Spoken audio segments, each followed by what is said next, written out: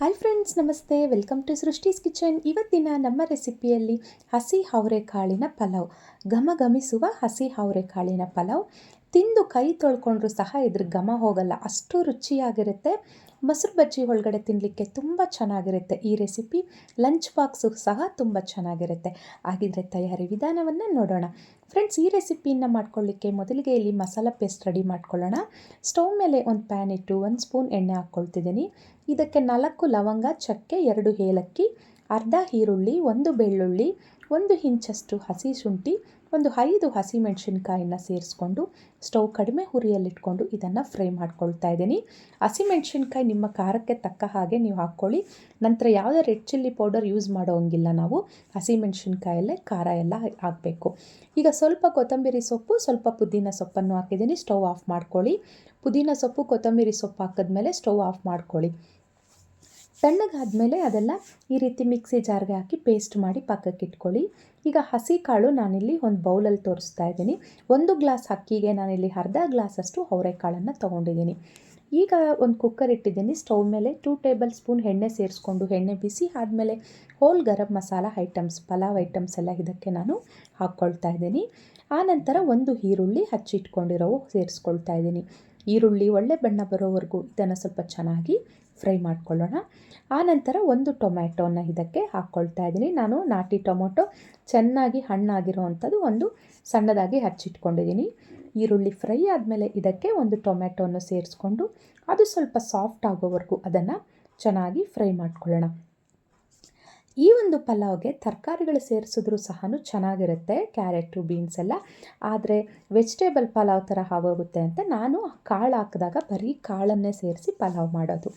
ಈಗ ಇದಕ್ಕೆ ನಾನು ಹಸಿ ಕಾಳನ್ನು ಸೇರಿಸ್ಕೊಳ್ತಾ ಇದ್ದೀನಿ. ಟೊಮೆಟೊ ಎಲ್ಲ ಸಾಫ್ಟ್ ಆದ ನಂತರ ಕಾಳನ್ನು ಸೇರಿಸ್ಕೊಂಡು ಚೆನ್ನಾಗಿ ಫ್ರೈ ಮಾಡ್ಕೊಳ್ಳಿ. ನಾವು ಅಕ್ಕಿ ಎಷ್ಟು ತೊಗೊಳ್ತೀವೋ ಅದರ ಅರ್ಧ ಭಾಗದಷ್ಟಾದರೂ ಕಾಳಿದ್ರೆ ತುಂಬ ಚೆನ್ನಾಗಿರುತ್ತೆ. ಯಾಕಂದರೆ ಇದು ಹೇಗಿದ್ದರೂ ಅವರೆಕಾಳು ಪಲಾವೇ ಅಲ್ಲ, ಸೊ ಹಾಗಾಗಿ.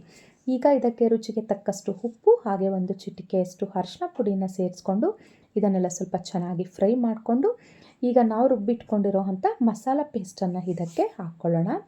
ಇದಕ್ಕೆ ನಾನು ಕಾಯಿನ ಯೂಸ್ ಮಾಡ್ಕೊಂಡಿಲ್ಲ. ಕಾಯಿನೆಲ್ಲ ಯೂಸ್ ಮಾಡಿಕೊಂಡ್ರೆ ತರಕಾರಿ ಪಲಾವ್ ಟೇಸ್ಟ್ ಬಂದುಬಿಡುತ್ತೆ. ಹಾಗಾಗಿ ನಾನು ಕಾಯಿ ಯೂಸ್ ಮಾಡೋದಿಲ್ಲ.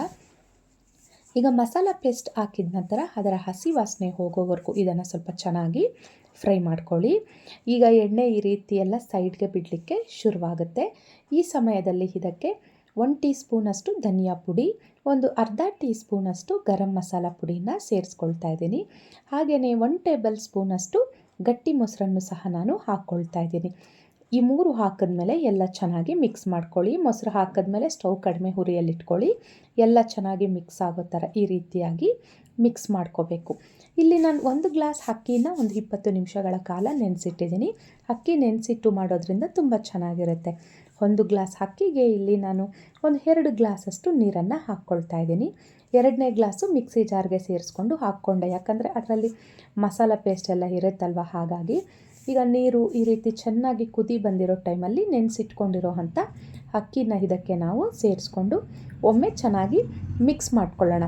ಮಸಾಲ ಎಲ್ಲ, ಉಪ್ಪು ಖಾರ ಎಲ್ಲ ಚೆನ್ನಾಗಿ ಹಿಡಿಯೋ ಥರ ಈ ರೀತಿ ಮಿಕ್ಸ್ ಮಾಡಿಕೊಂಡು ಉಪ್ಪೆಲ್ಲ ಸರಿ ಹೋಗಿದೆಯಾ ಇಲ್ವಾ ಅಂತ ಒಮ್ಮೆ ಚೆಕ್ ಮಾಡ್ಕೊಳ್ಳಿ. ನಾನಿಲ್ಲಿ ಚೆಕ್ ಮಾಡಿದೆ, ಕರೆಕ್ಟಾಗಿದೆ. ಈಗ ಕುಕ್ಕರ್ ಮುಚ್ಚಳನ ಮುಚ್ಚಿ ಒಂದು 2 ವಿಜಿಲ್ನ ಕೂಗಿಸ್ಕೊಂಡ್ರೆ ಸಾಕಾಗುತ್ತೆ. ನಾನಿಲ್ಲಿ 2 ವಿಜಿಲ್ ಕೂಗಿಸ್ಕೊಂಡಿದ್ದ ನಂತರ ಕಂಪ್ಲೀಟ್ ಪೂರ್ತಿ ತಣ್ಣಗಾದ್ಮೇಲೆ ಮುಚ್ಚಳನ ತೆಗೆದು ತೋರಿಸ್ತಾ ಇದ್ದೀನಿ. ನೋಡಿ, ಒಳ್ಳೆ ಅರೋಮ ಬರ್ತಾ ಇದೆ. ನನಗಂತೂ ಇಲ್ಲಿ ತಿನ್ನಬೇಕು ಅಂತ ಆಸೆನೇ ಆಗ್ತಾಯಿದೆ. ಅಷ್ಟು ಒಳ್ಳೆ ಘಮಘಮಿಸ್ತಾ ಇದೆ ಹಸಿ ಅವರೆಕಾಳಿನ ಪಲಾವ್. ತುಂಬ ಬಿಸಿ ಇದೆ. ನಾನು ತೋರಿಸ್ತಾ ಇದ್ದೀನಿ ವಿಡಿಯೋದಲ್ಲಿ ಕಲಸಿ ನಿಮಗೆ ನೋಡಿಸ್ತಾ ಇದ್ದೀನಿ. ತುಂಬ ಬಿಸಿಯಲ್ಲೂ ಸಹ ಕಲಿಸ್ಬಾರ್ದು, ನಿಮಗೆ ತೋರಿಸ್ಲಿಕ್ಕೆ ನಾನು ಈ ರೀತಿ ಕಲಸಿ ತೋರಿಸ್ತಾ ಇದ್ದೀನಿ. ತುಂಬ ಬಿಸಿಯಲ್ಲಿ ತಿನ್ನಲಿಕ್ಕೂ ಸಹ ನನಗಿಷ್ಟ ಆಗಲ್ಲ, ಸ್ವಲ್ಪ ತಣ್ಣಗಾದ್ಮೇಲೆ ನನಗಿಷ್ಟ ಆಗೋದು. ಲಂಚ್ ಬಾಕ್ಸ್ಗೂ ತುಂಬ ಚೆನ್ನಾಗಿರುತ್ತೆ. ಹಾಗೆಯೇ ಮಧ್ಯಾಹ್ನ ಲಂಚ್ಗಾಗ್ಬೋದು ಅಥವಾ ಆಫೀಸ್ಗೆ ಡಬ್ಬಿ ಕಟ್ಕೊಳ್ಳೋರ್ಗಾಗ್ಬೋದು, ತುಂಬ ಚೆನ್ನಾಗಿರುತ್ತೆ ಈ ರೆಸಿಪಿ. ಹೇಗಿದ್ದರೂ ಸೀಸನ್ ಅಲ್ವಾ, ಟ್ರೈ ಮಾಡಿ. ಮೊಸರು ಬಜ್ಜಿ ಇದ್ದರೆ ಫಸ್ಟ್ ಕ್ಲಾಸಾಗಿರುತ್ತೆ ಈ ರೆಸಿಪಿ ತಿನ್ನಲಿಕ್ಕೆ. ಈ ರೆಸಿಪಿ ನಿಮಗಿಷ್ಟ ಆಗಿದ್ದಲ್ಲಿ ಲೈಕ್ ಮಾಡಿ, ಶೇರ್ ಮಾಡಿ, ಹಾಗೆ ಸಬ್ಸ್ಕ್ರೈಬ್ ಮಾಡಿ. ಯಾರೆಲ್ಲ ಫಸ್ಟ್ ಟೈಮ್ ನೋಡಿ